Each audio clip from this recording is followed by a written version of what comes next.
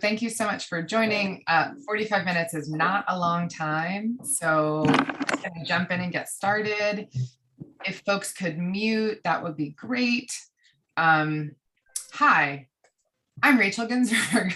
I'm a 40-year-old non-binary woman with short, light hair that I and my hairdresser describe as ash blonde, but everybody else thinks is brown. I'm wearing gold aviator style glasses and have 2 piercings in my left nostril. I'm the founding director of the Interaction Lab at Cooper Hewitt Smithsonian Design Museum.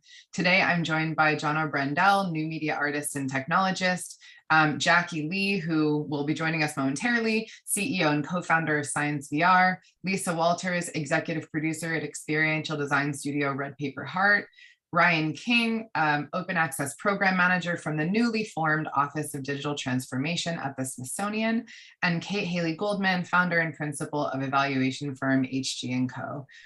We are all here today to talk about Activating Smithsonian Open Access, or ASOA for short, which is a creative commissioning program launched in spring of 2021 by the Interaction Lab that funded 7 creative technology teams through an open call for digital interactions with the Smithsonian's open access data set.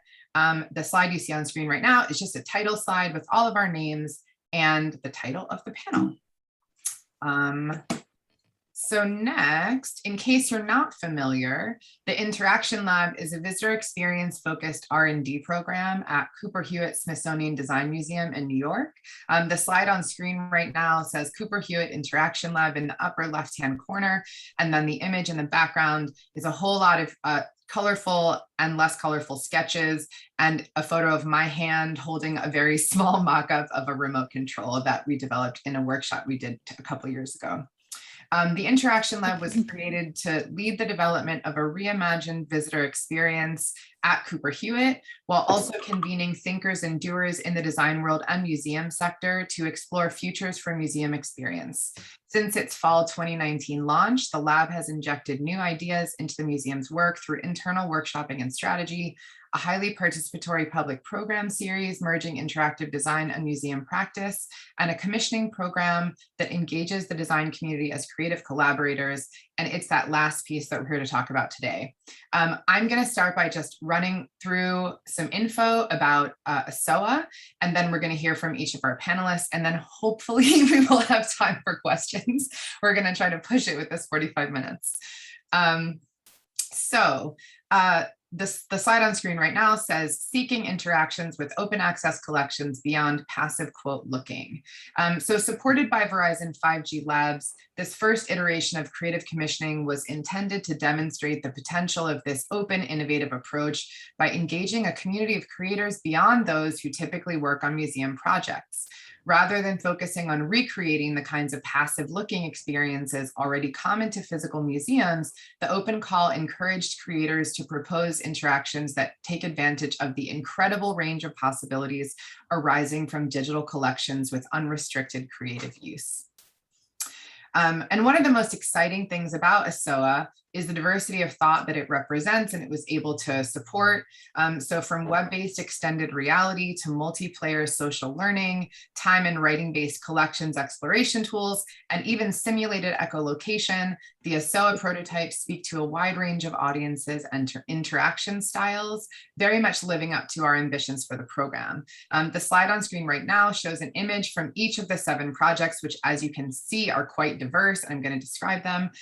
They're including top clockwise from the top left, Art Clock's digital interface on a tablet sitting on a wooden shelf, Butterfly's augmented reality depiction of butterflies flying around a phone screen with a real-life garden background, a still image of the period room from Doorways into Open Access, which depicts beautifully rendered period decor from La Belle Epoque in Paris in the early 1900s, a moonscape from Science VR Treasure Hunt's multiplayer game, the Writing with Open Access interface depicting keyword analyzed writing on the left alongside a gallery style display of related open access images. To the left of that, we have a 3D rendering of a bronze king's head from the Kingdom of Benin that is available to download for free thanks to Casting Memories, and a 3D woolly mammoth skeleton that's part of the multimodal exhibition in Art Echo. You can imagine that getting all of these images on one slide and into one collage was a little bit of a trial because they are very different from each other and there's really a lot going on.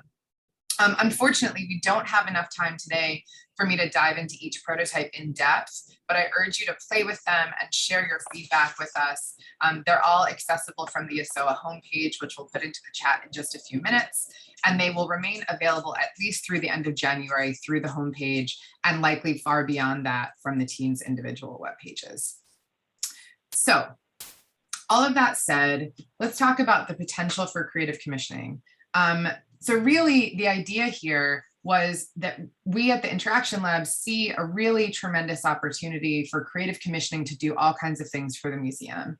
The first, and most importantly, we think, is to show the range of possible interactions, missing a with museum assets, in this case, open access assets, but in general, museum collections and research, that by engaging a community around Cooper Hewitt's design challenges, or sub your museum name there, it helps to create a closer connection between the museum and the design world. So really thinking about like museums as these massive asset storehouses that can just be activated by engaging with folks from creative communities in the design world. Expanding the range of creators who are building tools and experiences for the museum sector. So thinking about the way that commissioning is typically used in museums, which is to commission like art pieces to be displayed as part of an exhibition, for example, as opposed to what the Interaction Lab is doing, which is actually thinking about creative commissioning as a pathway to new interpretive technologies or experiences or other kinds of analog interactions. We have lots of ideas about how we can use this. And then lastly, and this one is a big one, I think, for any museum anywhere, is to put a wide variety of design practices to work without having to build internal competences. So all of those prototypes I just described very rapidly, imagine if we had had to actually hire or in some way recruit and bring in-house all of that capability. It would have been incredibly expensive, and I mean, to the point of being totally prohibitive, but we had the opportunity to engage all of these really talented creators to make a ton of really cool stuff without actually having to hire them, which, sorry guys, I wish I could have hired you, but the fact that we can't and still got to work together is pretty great. And so what's on screen right now is a diagram about what a pathway to scale looks like for creative commissioning, which is not dissimilar to what it would look like for any kind of startup. So starting with an open call, then a small piece of funding through a commission award, a prototyping and evaluation process, and then hopefully significant funding to then scale the experience, assuming that the evaluation is successful. So this next slide has a whole lot of text on it that I will not go through in depth right now, but I will share the deck afterwards so you can go through it in depth. But basically it breaks down the process into 5 stages, and the time frame attached to each was the actual time frame that it took for the ASOA program to do this. So there's pre-planning, planning, awarding, build, and post-launch. And so pre-planning is really about like actually getting the relationship together with the partner. So really like, oh, somebody's dog is barking, not unlike my dog might be barking, but not right now. So really like getting things together with the partner, which in this case was Verizon 5G Labs, and then moving through this process of many concurrent steps, eventually leading into a post-launch process where we're evaluating the prototypes and determining what we can do next with them. And then lastly, what you are seeing on screen right now is a long list of names. There are 62 names on this slide, and they're not even everyone. So as you might imagine, it took a tremendous amount of labor and collaboration for many people to make ASOA happen. We had the ASOA staff, so our executive producer, Jade Wills, a program assistant, Catherine Miller, who is typically working in visitor experience, but actually dove into supporting the lab during the museum's closure. We had fundraising partners from Cooper Hewitt and from Central Smithsonian. We had the lawyers, we had our judges and mentors and advisors, plus the 40 people who did user testing whose names are not on this list. Collaborators in the Smithsonian Office of the Chief Information Officer, of course, our partners at Verizon 5G Labs. And I don't draw attention to this massive list of people to dissuade you from doing creative commissioning on your own. Actually, the opportunity here is that these 100 plus, in reality, 100 plus people who we interacted with over the course of the program actually become a significant and invested community in the success of these prototypes. So the idea that we were able to commission 7 different prototypes, run a program where they were made at the same time, and then engage over 100 people in the process of their existence and ultimately, hopefully, their success was really meaningful. So that was a very rapid fire overview of ASOA, and I absolutely could talk about it way longer, and I'm happy to answer any questions you may have about it, and which I'll do in the chat because we're kind of short on time. But the panel that we assembled today, the idea was really for everyone in attendance to get an understanding of the impact of this program from different people's experiences. And so I'm going to direct a question to each person on the panel. They're going to speak for a few minutes. And then hopefully, as I said, we will have time for questions at the end.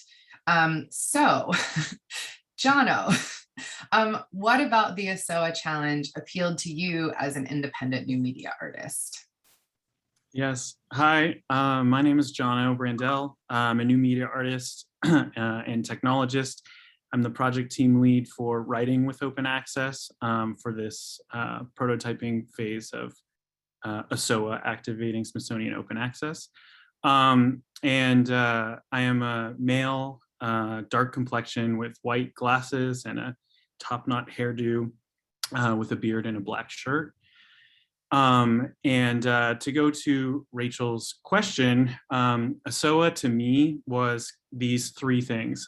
It was an action-oriented grant, a safe creative space, and the accountability that myself and the 2 other team members that comprised our team, so 3 in total, needed to actually, realize kind of our project concepts. So next slide, please. Before I actually go into depth of those 3 kind of questions, though, I just want to give a quick overview of what the prototype we made was and is available to use today. So this is our project, Writing with Open Access. It's an animated GIF. On the left side, there's text being written in a gray box that says, can we use the Smithsonian's collection to transform the writing experience, your writing, into the introductory statement of a museum exhibition.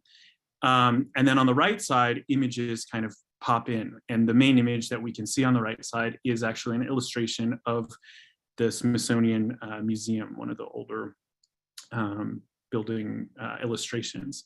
And so this is actually the experience of the prototype. You can go to the website, which I'll put in the chat after my answers are given. And you can write in this left-hand area as you would, and the text is analyzed. And keywords are chosen, which are the highlighted words. And those keywords are used to query the Smithsonian database and bring and connect those keywords to the images that the Smithsonian Open Access API resolves. And so it kind of bridges images and words together. So that's our prototype. Next slide, please. So what made ASOA action-oriented? For us, in the original proposal, this grant and prototyping period was about making something tangible. And from an artistic perspective, working in the arts as an emerging artist, a lot of grants and opportunities explore kind of a research phase and don't have a tangible output. And to have a 10-week program that had a prototype that you're working towards was something that we're really interested in. And so this image is actually our project schedule that we proposed. Each week, we kind of had milestones that we wanted to reach. Next slide, please. It was also a safe and creative space for us to fail. And so that was kind of the big takeaway for me. It was during this 10-week period, our team always felt like we belonged and we were connected to people directly within the Smithsonian, with Cooper Hewitt, and people outside. Rachel mentioned that Verizon 5G Labs was a supporting member, and they helped with their network, as well as an inclusive design consultancy that we had. So we had mentors kind of from lots of different areas that we had access to. This image is actually a Slack screenshot from our open access Slack channel. And I had issues using the API, and it made such a big difference to be able to directly ask those questions to the people who are building the API. So I won't go into detail about what the question was, but suffice to say, like, it was amazing to just have that direct access from an artist and not just work with a documentation page and, you know, send an email into the ether. Next slide, please. The last element that I felt like was unique and important for this grant compared to other ones that I've participated in, and particularly that I'm proud of about making this project, is that, you know, they provided the accountability that we were looking for. You know, in art school and in the art domain, critique is a very important aspect of developing your practice.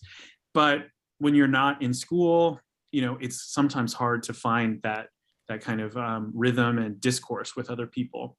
And so this image is actually a legal document that I had to sign that's publicly available, that the Smithsonian has about privacy and security, but it kind of symbolizes the support that we had, where, you know, we were meeting with people every week and kind of showing our progress, talking about our vision, about wanting to connect people's writing to the Smithsonian Open Access collection.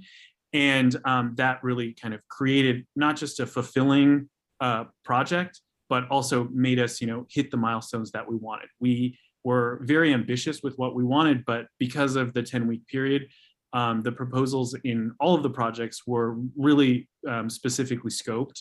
And I'm really proud of the project that we made, and also to be part of this cohort. Next slide, please.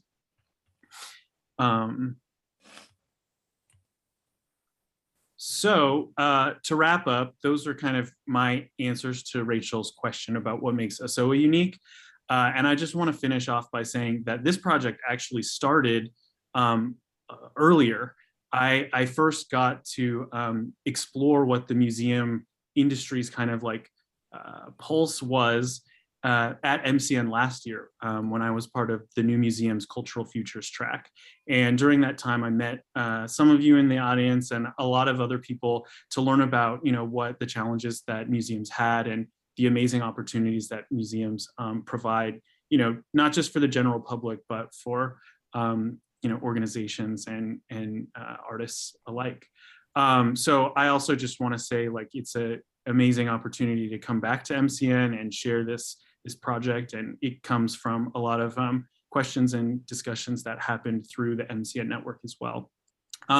So if you are interested in learning more about this project, I will share a link. Rachel just published a design retrospective for the Writing with Open Access project. It goes in detail about how we kind of came to the decisions that we made, has some other kind of video material to explain the project. And I'll pass it back to you, Rachel. Thank you. Thanks so much, Jono. So Jackie did make it into the room, but Jackie is on the phone and cannot see what's happening on Zoom. So Jackie, I am just going to direct the question to you, and then if you, I'll just kind of, like, we have some slides, but Jackie, you let me know what your preference is in terms of how to handle that. And thanks again for being such a good sport about the technical challenges. So Jackie, are you there? Do I have you?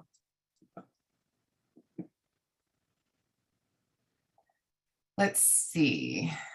You said you can hear me. Are you 617? Probably.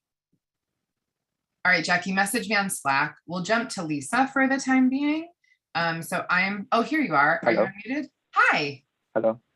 You can Jackie hear me, right? Lee, thanks for joining. Sorry about the drama. Thanks for having me. That's fine. That's fine. It's great. And okay. This is Jackie Lee from Science VR. Are we looking at a slide called Treasure Hunt Space Mission? We are now. Yep. Oh, great, great, great.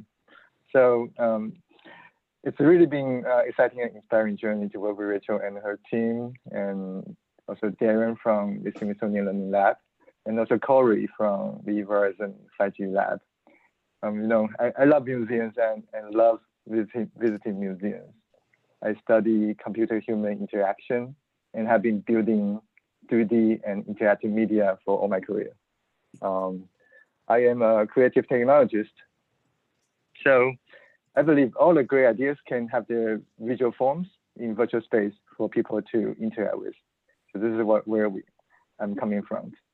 And this unique opportunity to collaborate with the Smithsonian Museums and Open Access allow me to really think about what a digital museum looks like. Well, we all have different ideas about digital museums, right? And to narrow it down, we focus on classrooms and families with middle school students.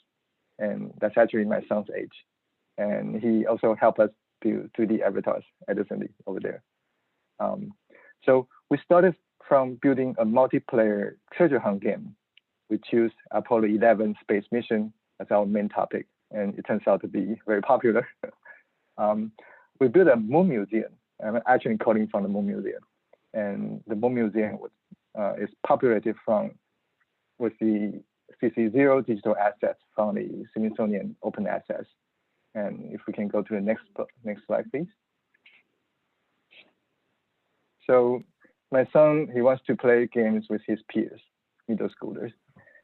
So I tell him, well, there are other avatars collecting artifacts with you, and they can be your friends. And we're all here to play and learn. This actually resembles a typical museum setting, and people explore and learn as an informal social group. So it seems to me our job is to get them to have more conversations with artifacts, around artifacts. And when building this game, my son and his friends can also learn about artifacts and get to see the Eagle moonlanders landing on the moon, well, virtually.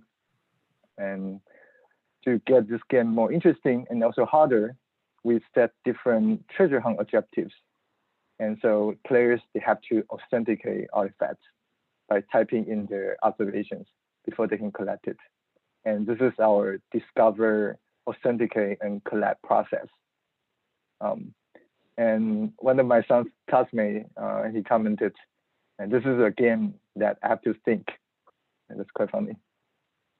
So now we'll have something more to chat about artifacts, right? Can we go to the next slide? So more conversations also mean that we are sharing our perspectives. And there have been great efforts from the Smithsonian Learning Lab, where they apply Project Zero's See, Think, Wonder educational guidelines to encourage perspective sharing when learning about artifacts. And so we asked ourselves, can we build some of the perspective sharing as game mechanics? So this is what we call the social learning game mechanics. So for example, as you see in the slides, when the player authenticates an artifact, his or her notes will be broadcasted to all players. So in this case, players will learn from each other as they are making progress. So that's just one example. And okay, so to sum up, learning in this virtual space and building social learning game mechanics is such an interesting area for me. And we will keep exploring with Rachel and her team. I'm also hosting a tour in the Moon Museum, and there should be a URL. And I'll be in the Moon Museum after the panel, and I hope you can check it out, and happy to answer any questions. And you're able to use your browser to join, and we'll meet in the Moon Museum. Thank you so much, Rachel. Thanks, Jackie. And to everybody, I just put a link to Science VR to the Moon Museum in the chat. So if you'd like to join after the panel, you can do so. And now I'm going to stop screen sharing for a moment and ask Lisa Walters a question. Hi, Lisa. So from your perspective as an executive producer, how is the ASOA process different from other kinds of commissioning or requests for proposals that you typically get at Red Paper Hard? So hi, I'm Lisa. I'm an elder millennial with orange hair, and I think the exact same gold aviator glasses as Rachel. So I guess it behooves us to talk about a kind of typical RFP process first. Red Paper Heart, we're part of the rarefied world that receives RFPs from museums and other institutions, both for experience design as well as custom art installations. A typical RFP goes out to 3 to 5 companies, and they'll come up with some version of the same idea. The winner of the company is generally the one that can throw the most money at renders and then crafts an emotional narrative around what can be a fairly basic concept. I've seen companies that will allocate well over $100,000 just to a pitch deck. I've seen asks of companies to shoulder over $1 million in production costs in the RFP. So with that being the norm, the barrier to entry is actually quite astronomical. Those types of barriers make the typical resource pool very tiny. And then you have to ask the question, am I getting the best ideas from this RFP? And I mean, probably not. I think that the best ideas involve some form of risk. And when companies are spending that much to craft a pitch deck or carrying that type of debt, there can't be a lot of risk involved. And on the other side, if you don't spend that much on your pitch deck, it doesn't look as good. So a truly great idea can be lost to some glossy renders. So in contrast to what I've traditionally seen with RFPs, the ASOA RFP was fairly short and asking for the straightforward deliverable of how can we explore the massive online catalog of the Smithsonian. To further this ask, the outcome was expected to be a prototype. There were no parameters on how a team interpreted the task, which allowed for a wide variety of disciplines. There was a strict budget. There was a strict and short timeline for both proposals as well as prototypes. There were page limits on the actual deck, page counts to address each section, from bios to ideas to work history, forcing brevity, which probably also helped in the auditing process as well. By the ASOA team doing this type of thinking up front, the limits ensured a very level playing field where a team could submit a proposal and the power was completely within their team and the idea. Also, when you level this playing field up front, it allows for a lot more diversity and inclusion rather than the traditional route, which limits ideas to what has been done before. In addition, the RFP was almost answering the problem itself because it drove a ton of people to the catalog to explore and look for inspiration. But at the end of the process, I was at a table filled with people that I'd never heard of or seen before. And to me, that was really exciting. Another difference that I noticed was the support and access to information in order to achieve the ideas. The support that was given to the awarded teams was fairly incredible.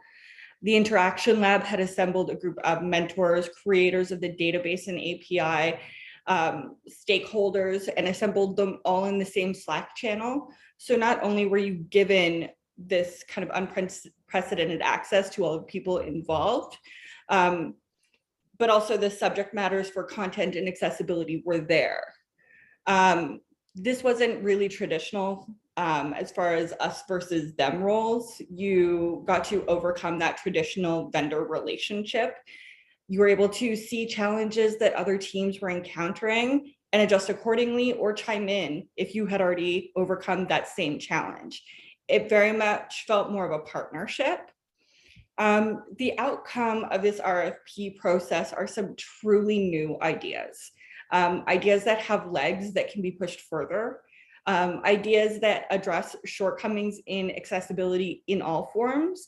And I think that it was really important to see an institution like the Cooper Hewitt, the Interaction Lab, and the Smithsonian Museum aiding this type of work.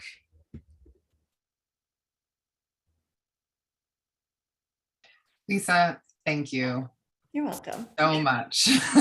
I have to say this, and it's going to embarrass you, Lisa, and I apologize for that. But when we were rehearsing and Lisa was running through some of these ideas, I was so excited because this is such an important perspective to share, especially with this group, because there's so many prospective commissioners in this room right now, I'm sure, folks who work at museums. So really like hearing your point of view as an executive producer is awesome and so appreciated. So thank you.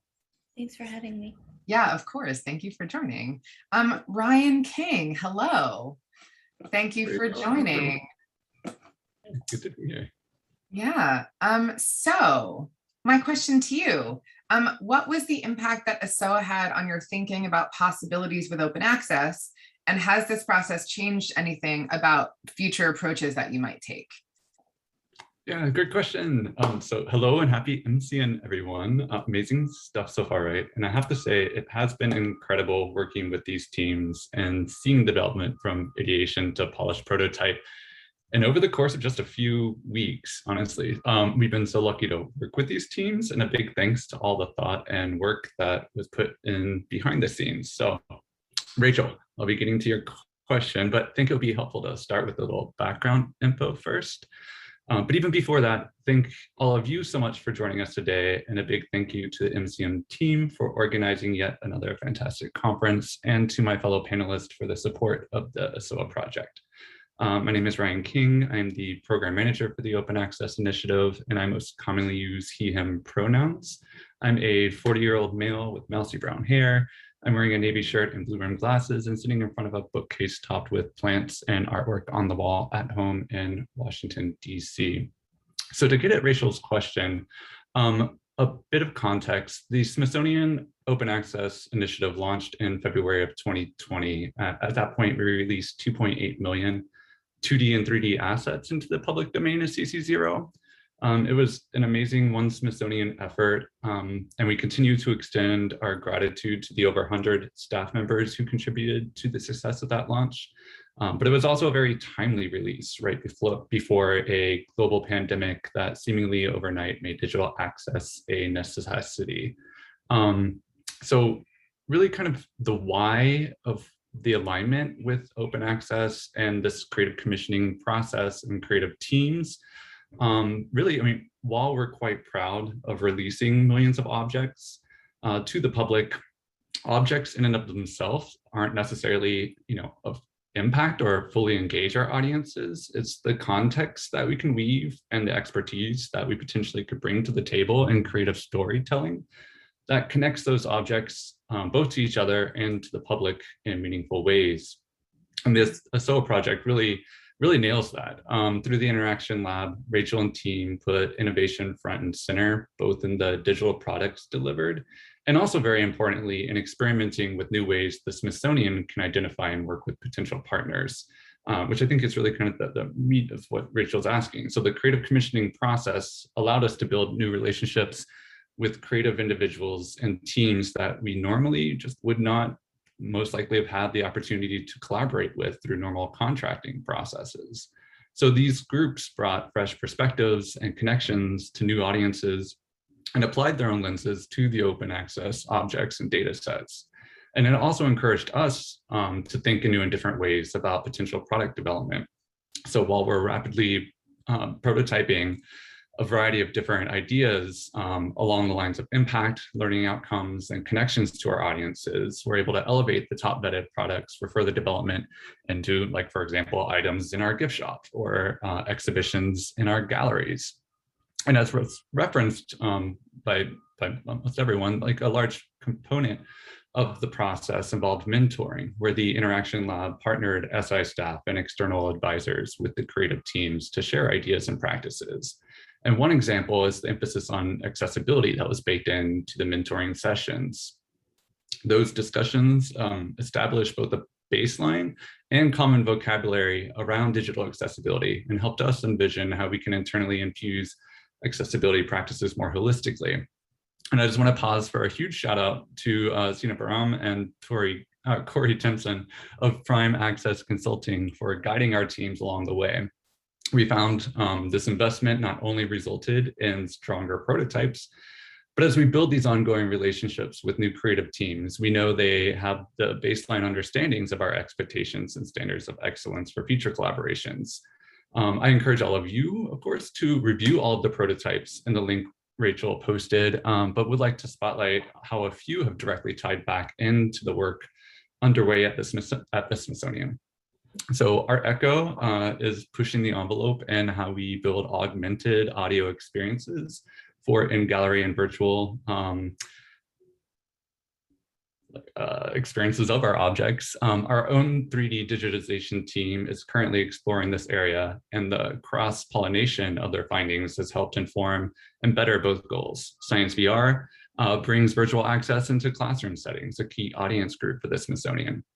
Art Clock is infinitely extendable in application, and its crowdsourced model allows for greater access to not just discovery, but contribution. In writing about open access, applied accessibility practices to not only their interface and screen reading functionality, but also thinking broadly about access, built in multiple languages from the beginning. So these advances give access and universal design primacy and are crucial in the Smithsonian's strategic goal of reaching 1 billion people a year through a digital first strategy. The ASOA project also allowed us to focus a group feedback loop on our open access API, or application programming interface. The API was rolled out as part of our launch efforts and allows for anyone to tap into our assets and data sets programmatically to integrate into digital projects or run through machine learning for research. The feedback has allowed us to better understand how end users interface with our API and helped us refine our own documentation and functionality. And to that, we are establishing an API advisory group as one example of continuing these relationships and bringing some of the ASOA participants into that group. And finally, we're excited to announce the newly creative Office of Digital Transformation at the Smithsonian. This department has been established to integrate, harness, and prioritize ongoing digital initiatives, as well as create a pan-institutional digital strategy. The ASOA project as a whole is a fantastic example of the type of collaborative and innovative process we hope to promote with an audience-focused mindset across the institution. And to that point, we really wanted evaluation to be a key component of the project to measure and assess the creative commissioning process and identify areas where we can leverage such models of innovation in the future. So Kate Haley Goldman and her team, HG & Co., led a series of focused interviews and deployed assessment tools throughout the process. And she'll be sharing on that next. And just personally wanted to say, again, it's been an amazing team to work with, a lot of fun to see the various ways the creative teams made use of open access and connect with audiences. And I'm so thankful to be involved in various aspects of the project, from planning the selection process and now hoping to extend the prototypes further. And these types of initiatives really help us get a step closer to realizing Smithsonian Secretary Bunch's vision of being in every American home and classroom. I'm going to share a few links in the chat if you'd like to learn more about open access, but I really look forward to hearing your questions and creative ideas. And with that, I'll turn it over to Kate Haley Goldman, Principal of HG & Co., to highlight the evaluation component of the project. Thanks. Thanks so much, Ryan. I just want to note that I know we're running a little short on time, so Kate is going to try to squeeze it in. And if you don't mind sticking with us for another minute or two, that would be amazing. And then Barry Joseph just has a little announcement to make at the end. So Kate, take it away. Thank you all so much for your continued attention. I'm Kate Haley Goldman, principal of HG & Co., a white cis woman coming to you from Miami today, where we're working at the Perez Art Museum of Miami. And I'm going to share rapidly some slides, I think. So our role was really about supporting the design teams, about conducting that user testing with my colleagues, Leslie and Madeline, did interviews with both users and then later on with all of the different stakeholders to look at the impact of creative commissioning and of these projects in general. So from a design team perspective, there was quite a bit of different structures in place. right? That supported the things that you've just heard of. And then from the Smithsonian perspective, there was a variety of different elements that made up creative commissioning as a very different way of doing things. And there are issues that Lisa so well covered about how an RFP process locks us into a certain set of ideas or certain set of individuals who can propose those ideas. And in order to break out of this process, the individuals at Cooper Hewitt and elsewhere created this creative commissioning model. Since this was a first round go, there's sort of a couple of different elements to the evaluation then. And one is to see what was the impact of this process on the individuals who participated in it, both internally and externally. And the other part of that was to see if there are pieces of this process that we've had, these elements from the external point of view, these elements from the internal point of view, to change. If we were to do this again, what would those elements be? Now, I have very little, just a minute to cover that, but I want to say that there were significantly different stakeholders, and each of those stakeholders in our end interviews felt like their goals had been achieved. One common unifying, and here is a list of the stakeholders, including Cooper Hewitt, the design teams, the open access team, Ryan and others, the funder, Verizon, and then the public. And I've grayed out some of these because we spent less time on the public, given that this was a prototyping element.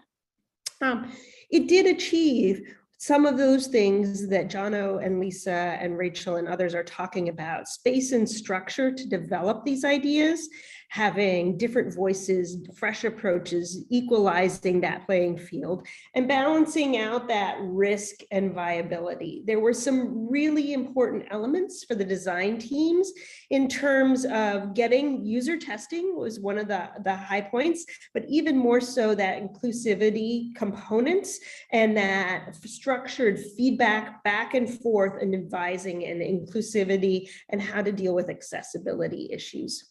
Overall, I would say for the design teams and for the Smithsonian folks, we were talking about relationships. So on each of these slides that I'm now going to stop so that we can have questions, relationships and building those deeper conversations was one of the key outcomes, which is a really interesting model as we move forward.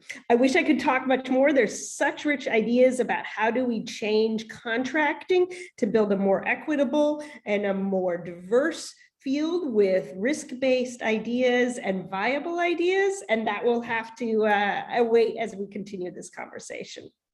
Thank you.